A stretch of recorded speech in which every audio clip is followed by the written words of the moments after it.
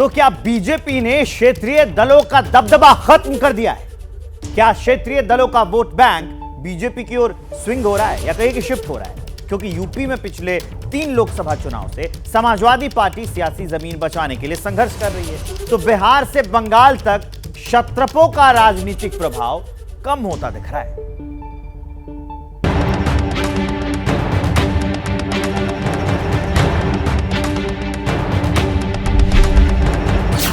UP में Akhilesh Yadav PDA का नारा लगा रहे थे। 140 करोड़ की जनता इनको 140 सीटों के लिए तरसा देंगे। बिहार में तेजस्वी यादव रोजगार की राह पर कदम आगे बढ़ा रहे थे।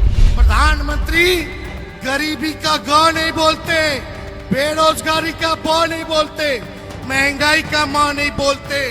झारखंड में कल्पना सोरेन आदिवासी अस्मिता के आश्रय बीजेपी को चुनौती दे रही थी। ये जीत आप लोगों की जीत होने वाली है, क्योंकि बहुत हो गया झारखंड के साथ भेदभाव। पश्चिम बंगाल में ममता बनर्जी खेला होबे का नारा बुलंद कर रही थी। 2024 एमन खेला खेलबो।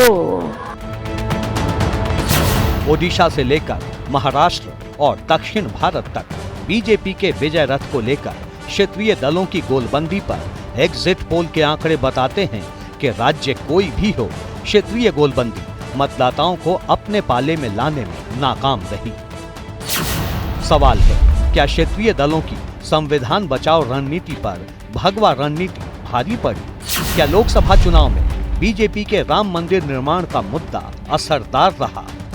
क्या बीजेपी का विकसित भारत वाला मुद्दा काम कर गया, या फिर क्षेत्रीय दल लाभार्थी और महिला वोटर्स को अपने पाले में लाने में नाकाम साबित हुए? यूं तो 2014 में बीजेपी ने बहुमत के साथ सरकार बनाकर साबित कर दिया था कि देश में अकेले दम पर बहुमत हासिल किया जा सकता है।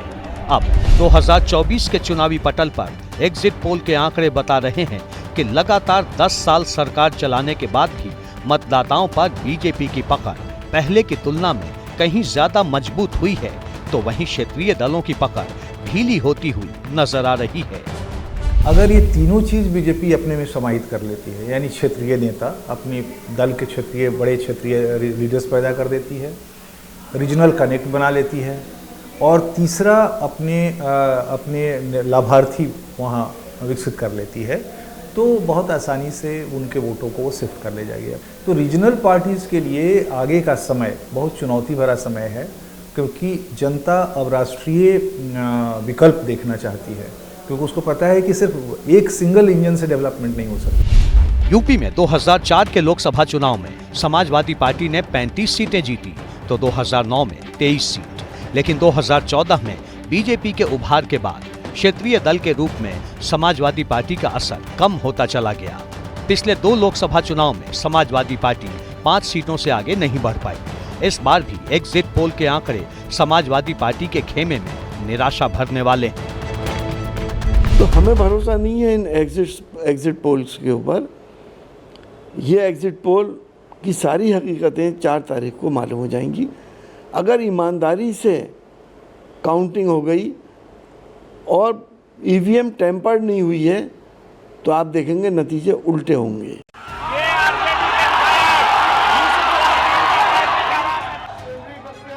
अब जरा बिहार की स्थिति देखिए। बिहार में लालू प्रसाद यादव की आरजेडी बीजेपी को चुनौती दे रही है। आरजेडी लंबे वक्त तक बिहार की सत्ता में रही। 2004 के लोकसभा चुनाव में आरजेडी को 22 लोकसभा सीटों पर जीत मिली थी, लेकिन जैसे जैसे बीजेपी की ताकत बढ़ती गई, लोकसभा चुनाव में आरजेडी का असर कम होता चला गया। यहाँ तक कि 2019 के लोकसभा चुनाव में आरजेडी का खाता तक नहीं खुला। अब 2024 के रिजल्ट आने वाले हैं, तो एग्जिट पोल के आंकड़ों ने आरजेडी की टेंशन भी बढ़ा दी है। बिहार में बीजेपी के नेतृत्व वाला एनडीए 2019 की राह पर बढ़ता दिख रहा है। एबीपी सी वोटर के सर्वे में एनडीए को 34 से 38 सीटें मिलती दिख रही हैं। वहीं इंडिया गठबंधन 3 से 5 सीटों पर सिमटता नजर आ रहा है। प्रधानमंत्री जी का कैंपेन टोटी तोड़ देगा, बिजली काट देगा, भैंस खोल ले जाएगा, मंगलसूत्र छीन लेगा, और आखिरी में तो मुजरा तक आ गया। अब अगर इस दो पैराडाइम में, दो विमर्श के बीच में हमें पता है 4 जून को नतीजे क्या होंगे, अगर उससे इतर कोई नतीजे होते हैं तो लोकतंत्र के स्वस्थ होने के बारे में जो हमारा इत्मीनान है वो इत्मीनान डगमगाएगा।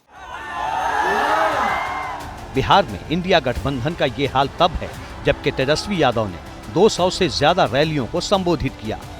हर एक रैली में संविधान से लेकर आरक्षण और रोजगार तक का मुद्दा उठाया, मछली और मटन के मुद्दे को हवा दी। बावजूद इसके एग्जिट पोल में बीजेपी के नेतृत्व वाला एनडीए बड़ी जीत की ओर जाता दिख रहा है। तो सवाल वही है, क्या बीजेपी की रणनीति क्षेत्रीय दलों पर भारी पड़ रही है?